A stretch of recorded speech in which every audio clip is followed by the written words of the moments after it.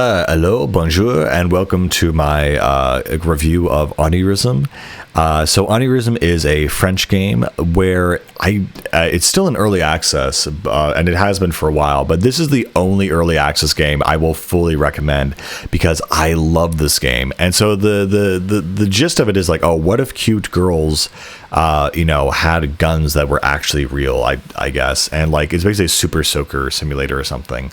Well, there actually are a few different variations. There are actually a few different variations of the weapons you have. Some of them are sort of nerf based, others are water gun based, and others are sort of magic based. And so, again, this game has been in early access for a while, and so it's kind of weird to make a review of it since it's technically not done, but it is so well made. Again, it is the only early access game I will ever recommend. And so it's a third-person shooter. You play as this little girl who essentially is having this dream, and essentially what happens is, and in her dream, her teddy bear is essentially stolen through this portal. And so she basically dives into this dream world, kind of like Alice in Wonderland. And she wakes up in this realm where there are these four kind of characters that have this alliance. And they have decided that your teddy bear is kind of the secret to uncovering some ultimate power or something. And so you just need to get him back. And that's your main motivation in this world. It's very interesting that a lot of the characters in this game look like sock puppets or something. And so you talk to them and they have their own funny little language and their own little culture and their village and whatever. And so throughout the game, you get an array of different weapons from, machine gun, pistols, snipers, shotguns, rocket launchers, but they're all based on essentially toys. Despite all that, though, the gameplay is really, really tight. You're able to jump, dodge, dash. My favorite thing is to jump and then dash, and then while you're on the ground sliding, you fire at the enemy. This game is just really, really well made, and they just keep adding more content to this game constantly, like it's the raison d'etre, and it really is. Anyway, I absolutely love this game. And like what I love is that every level has a new array of weapons. They just keep adding to it. The basic weapon you start off with is basically a normal hairdryer, which is, again, a normal pistol that you can basically charge up and do normal damage with. But soon you get a whole arsenal of weapons that is honestly overwhelming. I mean, to that effect, you basically only have roughly 6 weapon slots, I think, for your weapons. And so you cannot basically increase that, which is kind of frustrating, but it is kind of a necessary limitation because otherwise you would have literally probably 100 different guns in your inventory. And so you store all your guns in sort of this chest, and you basically have access them in between different missions in a hub world. And so yeah, this game is basically divided into essentially a giant hub world. It's not essentially mission based. I mean, it is somewhat linear because of the design of the levels around the hub world, and most of the enemies you're fighting are weird goblins or orcs or little weird plant creatures or something. In the latest DLC, though, that they added, they had this little Star Wars Battlefront map where you're in this snow map and you have to go around the map taking out certain command points. It's absolutely insane what these guys have added over the years. Another thing that I really appreciate is, again, some of these levels, there's one that's like a secret lab based on Resident Evil. The main area is kind of this magical, fantasy world. There's a lava level with a giant spider in it. There's another level that's based all around Vikings and Viking naval warfare. And there's another one that's like a ski resort that's leading up to that level. I was just always so impressed with how much content and how much diversity of content there is in this game. Oh, and of course there's a magical forest with a bunch of wizards and stuff in it that you have to fight along the treetops. Also, Carol's main melee weapon is her umbrella, which she used to attack with the right click. And that basically just does normal melee damage. And then you aim with whatever weapon you have equipped. And also, Carol's main melee weapon is her umbrella, and which she just swings around to defeat enemies. Another thing that's really impressive about this game is not only the array of weapons, but the array of costumes you get for Carol to choose from is also really impressive. And it kind of is the end game kind of thing. Once you get enough points or money or whatever, you are able to essentially buy them from the merchants. And, having the coolest costume, of course, lets everyone else know in the MMO that you're the cool kid on the block. There also is kind of a decent story and characters here. It's not just all about gameplay.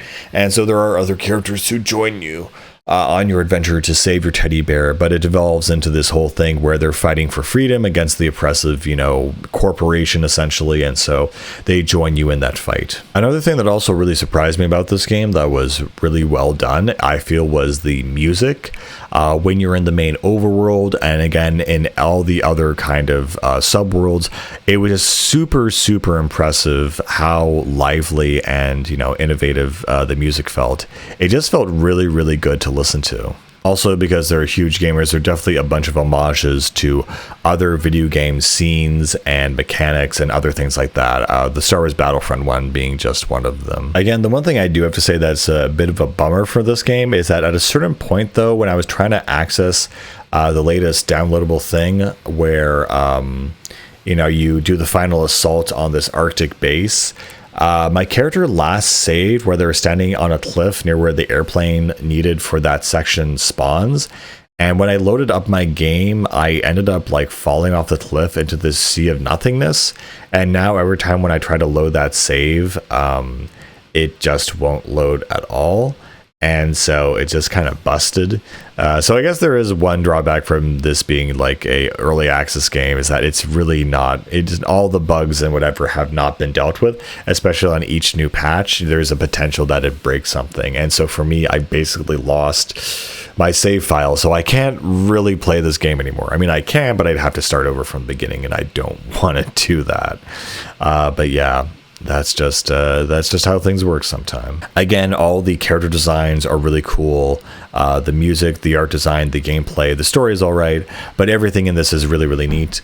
They also have the checkpoints, which act as health things, and also as, when you die, you go back to these things. So there's no real penalty for dying, really. It's just a time thing. Again, I was just super impressed by how well this game is made, how it plays. Also the different types of guns is just absolutely insane. And of course, I think the proper way to play this game is with a controller. It definitely has a controller and console kind of vibe to it, totally. But yeah, this is just a fun, lighthearted game. Definitely something you should check out and try. And yeah, this is the golden standard for how early access games should be and should be received and designed.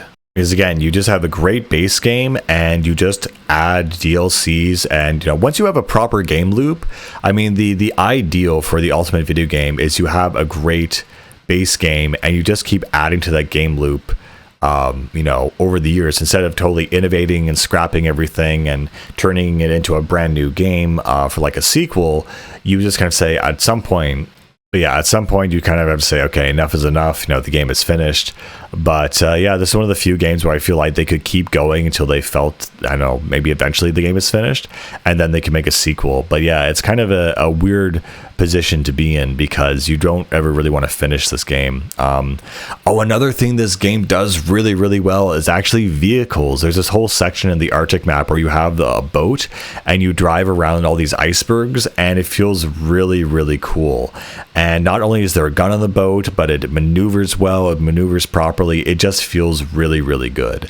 That also gives you the idea that this game is actually very, very long, and because it's never fully finished, I don't know when it's going to ever end, and if it does, I'm kind of worried that the development team something catastrophic will happen or something, and at some point they'll just not be able to work on the game anymore, and it'll be inherently unfinished and just kind of stuck on some cliffhanger or something.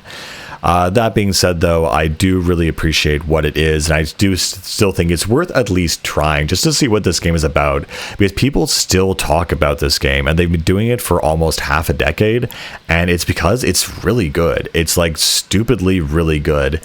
And the mechanics, the movement, the shooting, everything is made so well, and it just keeps going and adding more content. So yeah, I love Onirism, and it's a one-of-a-kind game.